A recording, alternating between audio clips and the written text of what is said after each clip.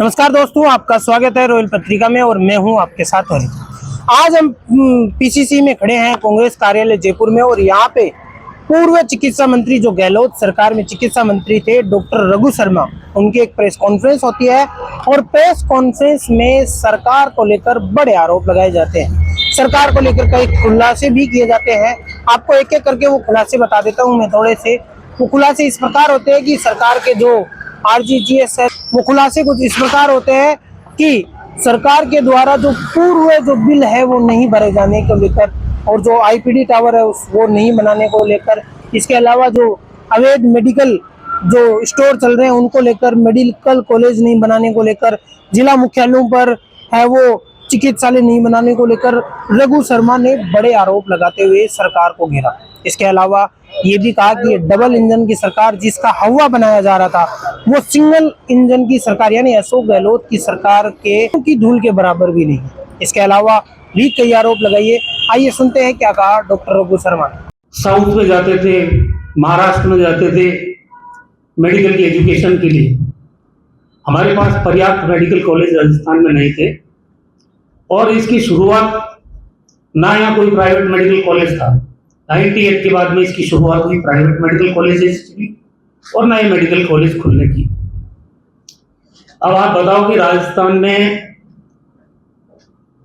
हमने निरोगी राजस्थान की कल्पना की थी और उसी आधार पर सारा काम शुरू किया। पहला राज्य था राजस्थान जिसने कानूनन राजस्थान के लोगों को राइट टू हेल्थ दिया। यह अलग बात है कि डबल इंजन की सरकार ने उस राइट टू हेल्थ को प्रायोरिटी नहीं दी, फोकस नहीं किया उस पर, क्योंकि मैंने पहले ही कहा कि चिकित्सा इनकी प्रायोरिटी का सब्जेक्ट ही नहीं है। दुर्भाग्य इस बात का है कि जो चीजें हम शुरू करके गए, मैं खुद चिकित्सा मंत्री था, 400 करोड़ में हमने आईपीडी टावर जो कि करीब 24 मंजिला है, 1200 बेड की उसमें सुविधा होती, उसकी हालत जस की तस बनी हुई है। कोई कुछ भी क्लेम करे कि हमने 20वीं मंजिल पहुंच गए और 19वीं मंजिल पहुंच गए, मैं इस बात से सहमत नहीं हूं, क्योंकि कोई भी प्रोजेक्ट अगर शुरू होता है तो उसकी कॉस्टिंग होती है कि ये इतने रुपए में बनेगा, और उसका समय सीमा भी तय होती है कि ये इतने समय में पूरा हो जाएगा।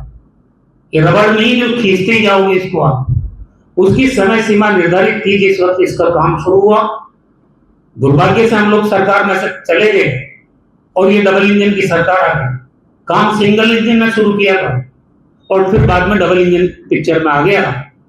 अब आज भी 2.5 साल बाद भी सरकार ये कहने की स्थिति में नहीं है। गेट में 500 बेड का हॉस्पिटल, पीजी हॉस्टल 100 बेड का, वहां आईवीएफ की सुविधा, वहां पे 4-4, 5-5 ओटी, सारा प्रोविजन करके काम शुरू करके बजट सैंक्शन करके चले, और उसके बाद आज वो भी किसी स्थिति में नहीं है कहने की सरकार के कब ये हम लोगों की सुविधा के लिए शुरू कर देंगे।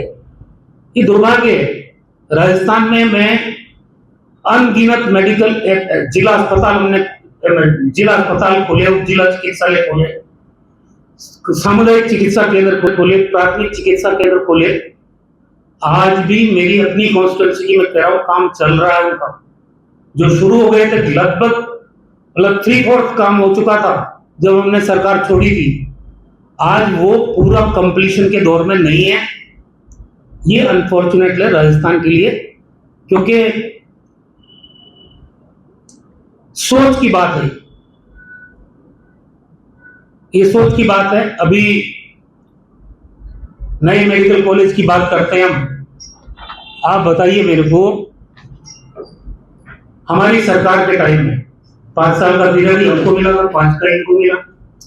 हमने गंगानगर में, हनुमानगढ़ में, झुंझुनू में, अलवर में, सीकर में, नागौर में, दौसा में, करौली में, सवाई माधोपुर में, टोंक में, बाड़मेर में, सिरोही में, जैसलमेर में, बूंदी में, बारा में, चित्तौड़गढ़ में, बांसवाड़ा में एक साथ इतने मेडिकल कॉलेज खोल दिए, और वो लोगों की उनका फर्स्ट बैच भी शुरू हो गया था उसी टाइम।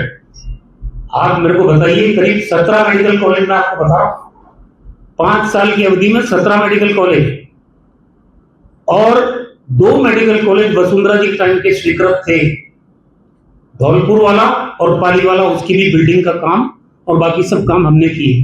राजस्थान में उस वक्त जब नए जिले आखिरी बजट में बने उससे पहले 33 जिले थे और सरकार हमारी थी सिंगल इंजन की। हमारी ये सोच थी कि हर जिले में सरकारी मेडिकल कॉलेज हमको खोलना है ताकि मेडिकल कॉलेज से अटैच बड़ा अस्पताल, उसमें आम आदमी को चिकित्सा सुविधाएं उपलब्ध हो। 3 जिले बच गए थे, तो उसमें भी जालौर में लास्ट बजट में मुख्यमंत्री जी ने ये तय किया कि हम स्टेट फंडिंग से ये मेडिकल कॉलेज बनाएंगे। उसका हश्र ये हुआ कि सरकार आने के बाद इन्होंने उस बजट घोषणा को नजरअंदाज किया या निरस्त किया, इसका जवाब सरकार देगी, लेकिन 2.5 साल में एक ईंट भी वहां नहीं लगी। वो हमारा जालौर जिला जो हमसे छूट गया था। एक जिला था राजसमंद, जहां हमने जमीन अलॉट कर दी थी मेडिकल कॉलेज के लिए, लेकिन नेशनल मेडिकल कमीशन ने परमिशन नहीं दी। इसलिए नहीं दी कि क्योंकि वहां प्राइवेट मेडिकल कॉलेज, और एक छोटा सा जिला प्रतापगढ़ वो बच गया। सिर्फ 3 जिले छोड़े थे हमने, फिर 17 जिले और बन गए। वर्तमान सरकार ने उनमें से 9 निरस्त कर दिए, 8 जिले बचे। 8 + 3 हमारे छोड़े हुए, इन 11 जिलों में कहीं पे मेडिकल कॉलेज खुला, उसकी फाइल चली, कोई परमिशन की कोशिश हो रही है, सोच ही नहीं हो तो। और जब बात करो कि मेडिकल कॉलेज खोले तो ये बोलते हैं 60% तो हमने दिया। आपने अपनी जेब से दिया क्या? 40% राजस्थान सरकार का, जमीन हमारी, लेकिन ये सब जनता की है, ये टैक्स पेयर पब्लिक का पैसा है। 40% अगर हमने खर्च किया तो भी पब्लिक का ही है, और 60% अगर केंद्र ने दिया है तो भी पब्लिक का ही पैसा है। एहसान है क्या कोई? अरे भाई, जहां जहां देश में डबल इंजन सरकार थी, अगर देश में 75 मेडिकल कॉलेज खुल रहे हैं एक बजट में, तो 15 राजस्थान में सिंगल इंजन को कैसे दे दिया आपने? वहां आपकी डबल इंजन गुजरात में, उसको क्यों नहीं दिए? इसलिए नहीं दिए कि उनकी तैयारी नहीं थी। एस्पिरेशनल डिस्ट्रिक्ट के अलग मापदंड होते हैं, हमने राजस्थान के 6 के 6 एस्पिरेशनल डिस्ट्रिक्ट को कवर किया। हमें जैसे जैसे हमारी तैयारी मजबूत थी और हमने पैसा भी पहले दिया, जमीन अलॉट पहले की, और मजबूत पैरवी के साथ हम मेडिकल कॉलेज लेके आए राजस्थान में, इस सोच के साथ कि राजस्थान को निरोगी बनाना है, राजस्थान में राइट टू हेल्थ लागू करना है। और ये राजनीतिक बयानबाजी का केंद्र सरकार ने दिया। कितना पैसा दिया केंद्र सरकार ने? 60% दिया, 40 हमने दिया, जमीन का पैसा दिया। एक मेडिकल कॉलेज 325 करोड़ रुपए का बनता है, तो 60-40 के हिसाब से ज्यादा पैसा छोड़िए। अब तो डबल इंजन है, डबल इंजन में आप बताइए आपको क्या डर है? अब तो 60 भी आपका, 40 भी आपका है। आप बताओ क्या हो रहा है?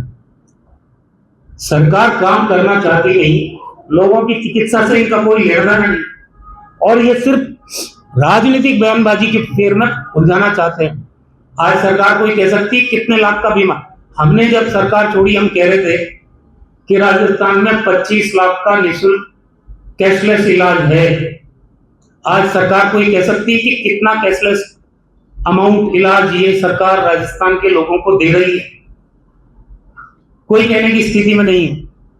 अभी मैं 2 दिन पहले एमआरआई कराने राजस्थान के सबसे बड़े अस्पताल में गया, एसएमएस हॉस्पिटल में। अब स्कीम को किस तरह से कमजोर किया जाए उसकी बानगी बता रहा हूं। धनवंतरी में लगा रखा है क्योंकि इनको फ्रॉड रोकना है, ट्रांसपेरेंसी रखनी है। बहुत अच्छी बात, रखना चाहिए, हम भी इसके पक्षधर हैं।